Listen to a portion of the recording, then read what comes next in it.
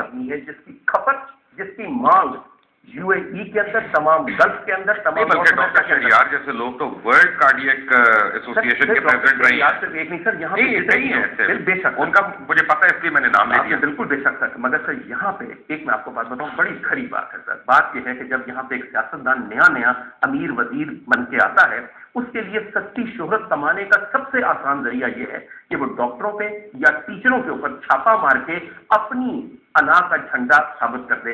मुझे जब से मैं डॉक्टर बना हूं सर, मैंने एक ही खबर पढ़ी है अखबार में कि फला वजीर ने आते ही फला अस्पताल की इमरजेंसी में छापा मारा और वहां मरीज एड़ियां रगड़ रहे थे और डॉक्टर नर्सों के साथ रंगरलियां मना रहे थे। मुझे सिर्फ एक इतराज है सर, 25 साल हो गए मुझे डॉक्टर बने हुए, रंगरलियों वाली नर्स मुझे नहीं नसीब हुई, ये मेरी कमनसीबी भी हो सकती है। मगर सर ये जो छापा मारने के बाद आप अपने मसीहा की क्या इमेज मेकिंग करते हैं, आप अपने मसीहा को डेफिमेट करते हैं, और जब मसीहा अपने हकूक के लिए, अपनी मसीहाई के लिए कुछ कहता है, तब उसको कातिल कह दिया जाता है। मसीहा के फराइज उसको यकीनन याद हैं, आपने जो उसके लिए जिम्मेदारियां अदा करनी है उसके बारे में आपका क्या ख्याल है?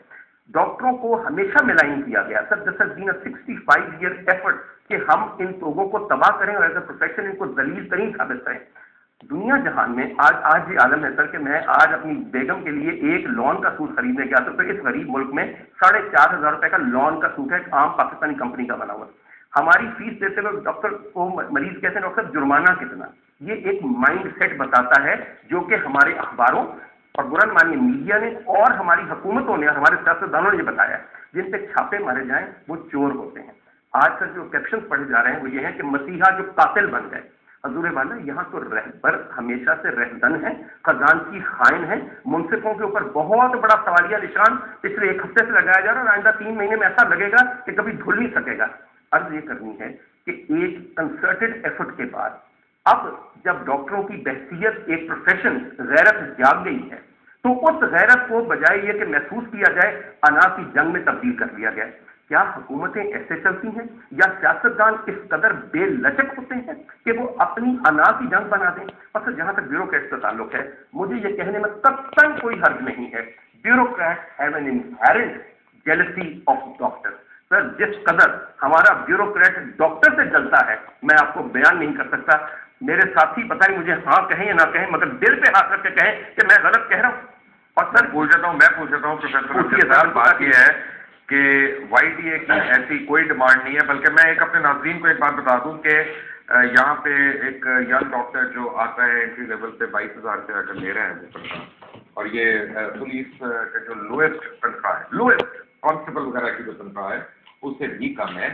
आपको मैं बता दूं कि इंडिया के अंदर जो स्टार्टिंग पॉइंट है सैलरी का, स्टार्टिंग पॉइंट यंग डॉक्टर का वो 80,000 है, और अगर आप करेंसी को कन्वर्ट करते हैं तो 1,60,000 है। क्योंकि उन्होंने एक बात पे जोर दिया हुआ है कि जो हमारा टैलेंट है, जो हमारा ट्रेन टैलेंट है, जिसको हमारे काबिल प्रोफेसर, एसोसिएट प्रोफेसर ट्रेन करते हैं, वो इंडिया छोड़ के बाहर ना जाए। प्रोफेसर अमजद, पिछले 3 महीने के अंदर 4,500 डॉक्टर चले गए हैं, यही हाल रहा तो हमारे मुल्क में कोई डॉक्टर रहेगा? शुक्रिया मुबशिर साहब। बात यह है कि पाकिस्तान से ब्रेन ड्रेन उस वक्त से शुरू हो गया था कि जब इससे पहले वाली हुकूमत में एक doctor professor Mahmood Chaudhry minister थे और उन्होंने आके एक अजीब फार्मूला इम्प्लीमेंट किया था, और वो ये था कि सर्विस स्ट्रक्चर को ख़त्म कर दो। अंग्रेज ने इस मुल्क के अंदर मेडिकल के प्रोफेशन में एक रेगुलर सर्विस स्ट्रक्चर अडॉप्ट किया था। टीचिंग में उसकी पहली सीढ़ी असिस्टेंट प्रोफेसर से शुरू होती थी, आप उसमें इंडक्ट हो गए तो आप प्रोफेसर तक वक्त के साथ अपनी कैपेबिलिटी के साथ पहुंच जाते थे, और उसके बाद अगर कहीं मौका मिले तो प्रिंसिपल बन जाते थे।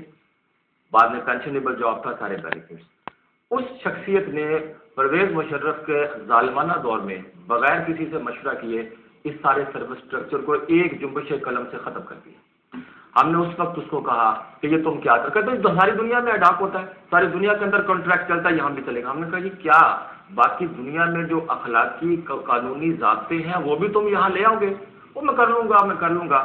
और उसने किसी की नहीं मानी और गवर्नमेंट को लेके उसने ये कर दिया। उस दिन से इस मुल्क का कंसल्टेंट वैसे साहब, हकीकत ये है हमारी सैलरीज तो उस वक्त भी थोड़ी थी, लेकिन हमारा सर्विस स्ट्रक्चर पक्का था, और उस पक्के का नतीजा ये था कि मेरे जैसे बंदे जिन्होंने 85 में ग्रेजुएशन की वो स्पेशलाइज करके 92 के अंदर 92 के अंदर इस टीचिंग कैडर में दाखिल हो गए, और 2003 में मैं प्रोफेसर हो गया।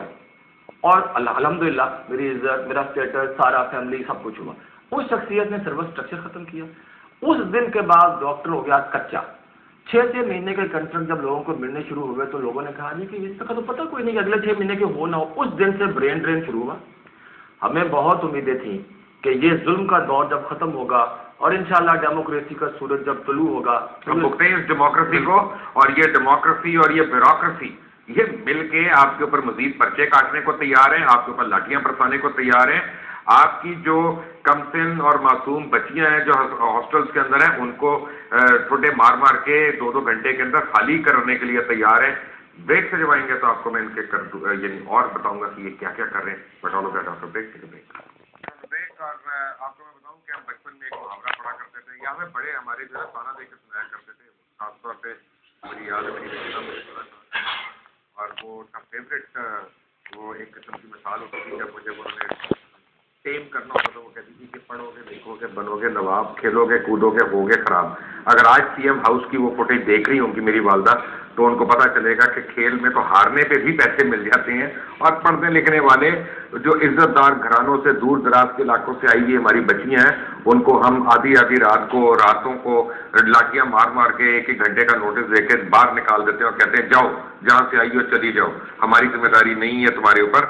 اور ہمارے تو اب سرکار کے سارے میسیجز اس ٹائپ کے آ رہے ہیں. مجھے ابھی بیچ میں میرے فون پہ میسج آ رہے ہیں. ایک صاحب نے میسج بھیجا، دکھی آدمی ہے، وہ کہتے ہیں پنجاب گورنمنٹ کے ساتھ اب بابڈا کے بھی بیانات آئیں گے جس طرح کہ وہ جھوٹے اشتہارات دے رہے ہیں. کروڑوں روپے کے دے چکی ہیں اور فل پیج کے، ہاف پیج کے، کوارٹر پیج کے، ہر اخبار میں پتہ نہیں اتنا بجٹ آ گیا ان کے پاس تندور میں جھونکنے کے لیے، آگ میں ڈالنے کے لیے، اخباروں کو دینے کے لیے، ڈاکٹروں کو دینے کے لیے ان کے پاس نہیں ہے. وہ کہتے ہیں بابڈا کی طرف سے میسج آئے گا پاکستانیوں منجی بار ٹالو. بڑی سونی آواز چل رہی ہے من جانب بابڈا، کیونکہ نہ ہم نے بجلی دینی نہ پانی دینا نہ ہم نے کوئی بیسک ضروریات دینی، بس تم لوگ اسی تنخواہ پہ اب کام کرو گے. ڈاکٹر ممتاز احمد آپ ایسوسیٹ پروفیسر ہیں جنرل اسپتال لاہور کے. وائی ڈی اے کی جو ڈیمانڈس ہیں صحیح ہے کہ غلط ہے؟ وائی ڈی اے کی ڈیمانڈ تو صرف پے بڑھانا ہے اور تو کوئی انہوں نے ڈیمانڈ کی نہیں ہے. تو جب یہ ڈیمانڈ بیوروکریسی کے پاس جاتے ہیں تو بیوروکریسی نے ان کو یہ کہتی ہے کہ ہماری بھی پے اتنی ہے جتنی آپ لوگوں کی ہے.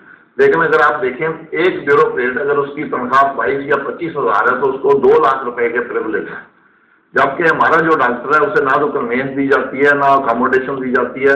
بعض دفعہ ہمیں 3 4 دفعہ جانا پڑتا ہے ہاسپٹل میں، اور ہماری جو ڈیوٹیز ہیں ہمارے ینگ ڈاکٹرس کی وہ 24 سے 36 گھنٹے اکٹھی کرنی پڑتی ہیں. تو ان کی میرے خیال میں تو ان کی ڈیمانڈ جو ہے وہ بالکل جائز ہے.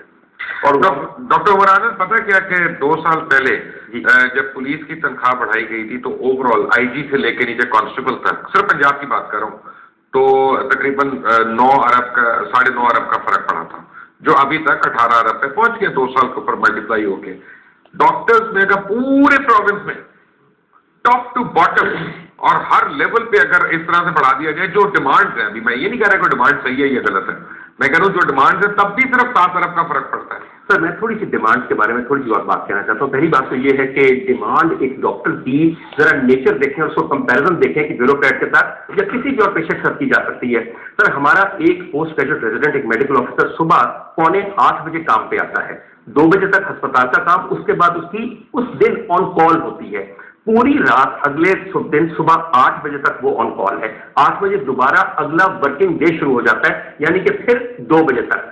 8 بجے ایک دن سے لے کر اگلے دن صبح 8 بجے 24 گھنٹے ہو گئے، اور پھر 8 سے 2 6 اور ہو گئے، 30 گھنٹے. دنیا جہان میں کون سا ایسا پروفیشن ہے جس میں اوور ٹائم کا کانسیپٹ نہیں ہے؟